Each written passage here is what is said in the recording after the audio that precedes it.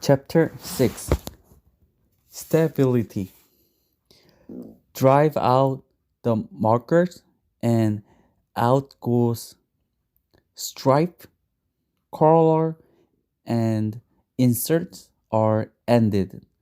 Proverbs chapter 22:10. The greatest gift you can give children is a stable home to grow up in. Children who do not have stability and homesick stable relationships with others. Live up to your marriage commitment, and children are more likely to trust you and believe that you will not shrink your commitment to them. A family built on instability. Michael O'Kelly and his six brothers were in turmoil when I met them. Michael was only 10 years old. His 18-year-old brother Terry was the family patriarch. 3 years earlier, when their mother lay on her deathbed, Terry had promised her that he would keep the boys together after she was gone. They are moved in with their grandfather until he died. Their father, who had abandoned them earlier, returned long enough to sell whatever assets he could find and empty the bank accounts. He later pleaded guilty to child abandonment and theft charges.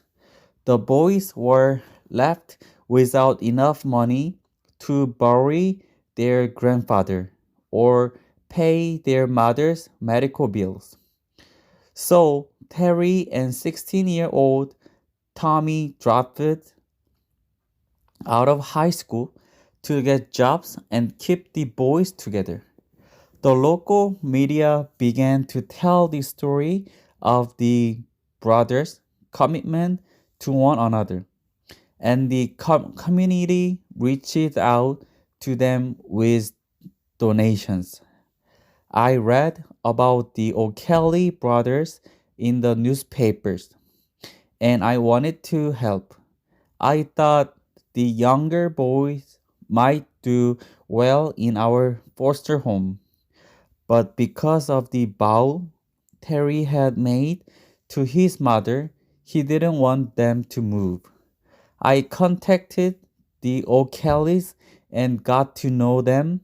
Then I helped get them into the egg business with three chicken houses and a 3 bedroom farmhouse. I even moved in with them for several days to help them get started. And every morning, the seven boys and I went out to gather eggs. They all worked hard, even 8-year-old Jason. The O'Kelly brothers were totally committed to one another. But you can't ask an 18-year-old boy to assume financial and parental responsibility for his six younger brothers. Terry knew almost nothing about being a father, and the boys ran wild. I brought some bunk beds for them, and when I went back to visit a few weeks later, they were broken. We were rough on furniture, Michael says.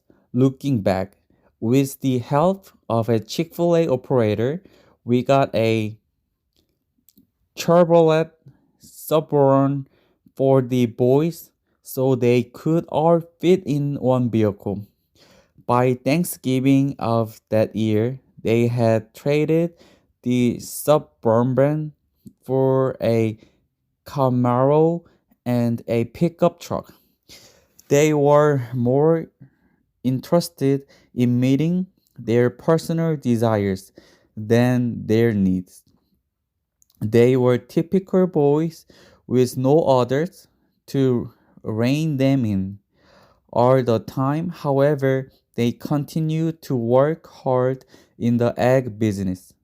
Otherwise, they would not have survived.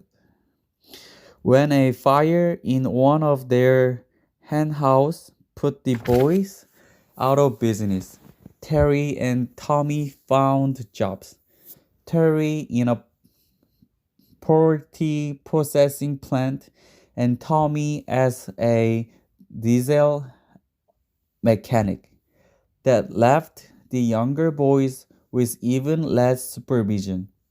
To make things worse, their story caught the eye of a movie production company, which bought the rights. Each boy got $28,000. Suddenly, they had money in their pockets, but they knew almost nothing about how to manage it. And they were not interested in taking advice from well meaning neighbors. They were not interested in school, and they were not thinking about the future. They were celebrated. After nearly 3 years, Terry O'Kelly realized the in, enormity of the situation. The younger boys needed stronger others guidance. Michael and Jason came to live in wind-shaped homes with Julie and Doug Bowling. Jason stayed a few years, then went back to live with Terry, who had married but had never finished school. Michael, who was 12 when he arrived at Windshape Homes, stayed until he graduated from high school.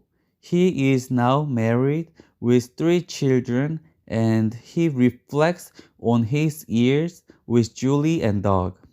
All of my brother dropped it out school, he says. But Doug and Julie stuck with me all the way through. I was never a rocket scientist, but they convinced me that if I graduated, I could accomplish something. One brother out of 7 finished high school, and it was the boys who stayed in the stable home with two parents. When he graduated, Michael spent several months in Brazil working in our wind-shaped home there. I went there because I wanted to help other children and I felt God was calling me in that direction. He says, it turned out to be the most beautiful place I had ever seen and so quiet. I had time to reflect on where I had come from and consider where I was going. Today, Michael and his wife, Sarah, believe God is calling them to work with children. We are still praying it, he says. It's a matter of time before we figure out the direction he wants for us. You can run from what you have inside, what you have been taught, and what you know, he says. But eventually you will come back to the more you were exposed to. The difference is in the way you are raised. He told Doug and Julie that he is trying to do for his children what they did for him. He, he and Sarah are providing a stable environment for their family, breaking the generation cycle of instability. I believe if Doug and Julie or another loving married couple could have stepped into the old Kelly brothers' lives, when they were much younger. The story might have ended differently for all of them. Those boys experienced hardship no child should endure. Their difficulty taught them important lessons, but without others in their lives every day, they never learned the deeper meaning of their experience. Commuting, co- committing to stability. Foster children never get used to changing parents. Many of them move frequently from home to home, family to family. When a foster child moves into one of our homes, we tell him or her, "This will be your home forever. This is the home you will bring your children back to so they can see where you grew up." The homes don't change, and neither do the house parents. In fact, the house parents or our can occasionally become legal guardian for a child to maintain our relationship. We believe becoming a foster parent is not just a job, it's a life commitment. Children whose early lives were fraught with upheaval don't like even minor change. After 14 years, we changed the color of a foster home from blue to white. Children who had grown up in the home then felt then left and married, came home one weekend and became upset by the change in color as well as change inside the house. "We grew up in the blue house," one of them said. "And where's the miners that was on this wall?" They had live, lived a life of turmoil until two parents made a lifetime commitment to them, keeping the house the same color and the furniture in the same place represented stability to them. They are learning now that little things will continue to change, but our commitment to them will not. Stop the arguing. I give the boys in my Sunday school class a questionnaire every year, and one of the questions I ask is, if you could change anything in your home, what would it be? The number one answer year after year. I would stop the arguing. Arguing is the prime source of instability in our homes. We are all guilty to some extent of arguing, and it can have a devastating effect on our children. Being in the company of anybody who is arguing, whether it's two business people, two waitress, or whatever they might be, makes me uncomfortable. Children feel even more uncomfortable when the combatants are their parents, who may not even realize that the children are observing everything that goes on. After the parents usher their children off to bed, they solved their problem but failed to tell the children, who makes up the next morning with memories of the disagreement. One of my Sunday school boys told me his 7-year-old sister heard their parents arguing and asked their mother, "When are you and daddy going to get a divorce?" If you have a disagreement with your mate, deal with it out of children's presence. If you do argue in front of your children, model forgiveness for them as well. Tell your wife you forgive her. Tell your husband you love him so your children can be confident that the episode is over and you're moving on together in love. Then drive out the marker. As Proverbs chapter 22:10 insists, stop the insult and sarcasm, and the strife will soon subside. One morning after Sunday school, another of my boys told me his parents were having problems. They were fighting all the time, and he was afraid they were going to get a divorce. The following Saturday, I took them a pie from one of our restaurants, and when I got there, the father was installing security system in their home. We spent a brief time visiting, and I told them what their son had related to me. I said I would be praying for them, and as I left, I thought about how that father was protecting his home and his family from outside intruders, but his worst enemy was already inside. He had not made the family a place of security for his children. An endurance test.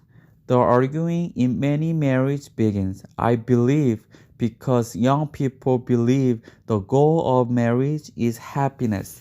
Everything looked rosy on that moonlight night in the convertible where they fell in love. 6 months after the honeymoon is over and the bills start coming in, they find out marriage is not what it's cracked up to be. The daughter of Chick-fil-A operator was fortunate to learn that lesson early. She insisted that her father hire her boyfriend to work at the restaurant, and the father gave in and hired the boy. After he worked there a couple of days, the girl saw his work habits and the way he talked with coworkers and realized he wasn't the boy for her. Love is blind, and marriage is an eye opener. Love is blind, and marriage is an eye opener. Get those eyes open before marriage. Your mate can make you or break you in life. And if the wrong decision leads to divorce, you're never the same again. Sometimes marriage is an endurance test, but marriage is designed to be commitment sealed by a covenant. You can't just tell your children this. They will never believe it unless they see it with their own eyes. You have to live out your covenant for them to see every day. There have been times in our marriage when Janet and I have not seen matters eye to eye. We have had to pray and ask God to help us overcome problems that arose. We may have disagreed about how to discipline the children or other issue that arose in our family. But one thing we both know is that we will always be faithful to each other.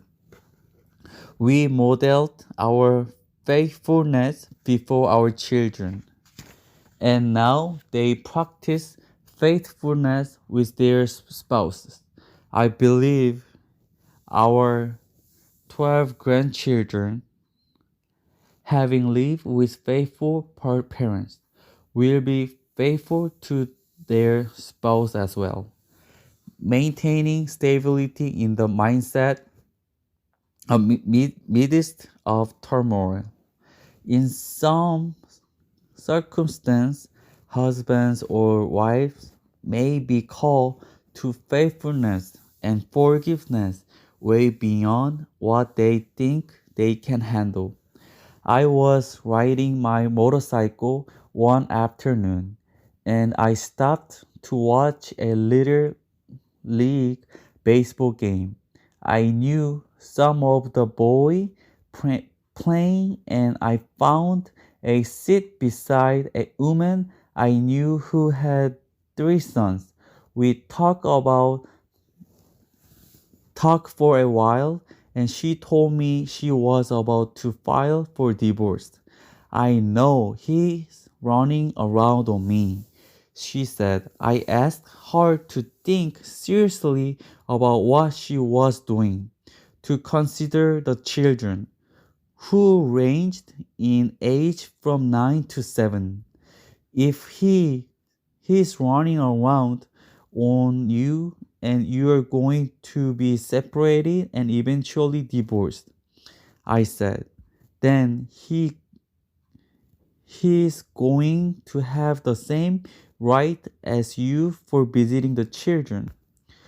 Wait until the day comes when he and his girlfriend come by to pick up your three children to spend the weekend with them.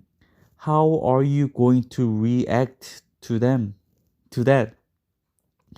That's when the sword steps the hardest, when you see an outsider coming to pick up your children, taking them away to be in her home.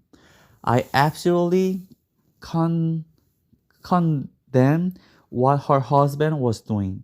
But I also reminded her that sometimes it's better to put up with what you're dealing with now than to suffer the consequence of divorce. The effects of instability in the home can be felt for